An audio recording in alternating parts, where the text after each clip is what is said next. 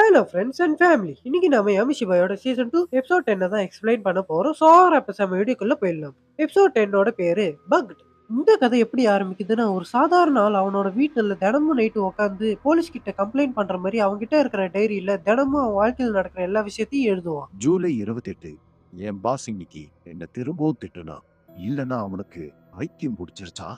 அந்த பாஸ்டர்ட் என்னை விட சின்னவன்.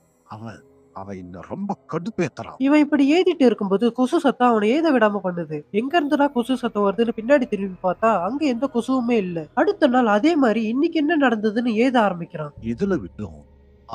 ஆகஸ்ட் 1 இன்னைக்கு ஆபீஸ்ல சில பொண்ணுங்க வேலையை ஒழுங்காவே செய்யல. அவங்க அவங்களோட வேலையை கண்டுக்கவே இல்ல.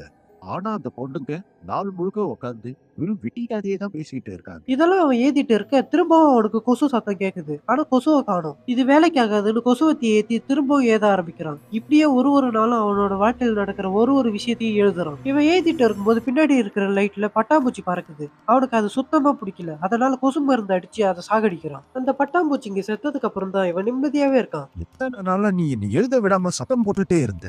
பாத்தியா, என்கிட்ட மோதனா இதுதான் கெதி. இந்த மாதிரி அவன் பேசிட்டு இருக்க அப்ப குழந்தை அழுவுற சத்தம் அவனுக்கு கேக்குது. முன்ன விட இப்ப அதிகமான கொசுவத்திய ரூம் முழுக்க ஏத்தி அந்த பூச்சிங்களோட சத்தம் இந்த குழந்தையோட சத்தம்னு இது எதுவுமே கேட்டுட்டு என்னால இருக்க முடியலன்னு அந்த டைரியில ஏத்திட்டு இருக்கான். போக போக அவனோட உடம்பு அவனோட முகம் எல்லாம் முன்ன இருந்ததை விடவே மோசமா மாறுது.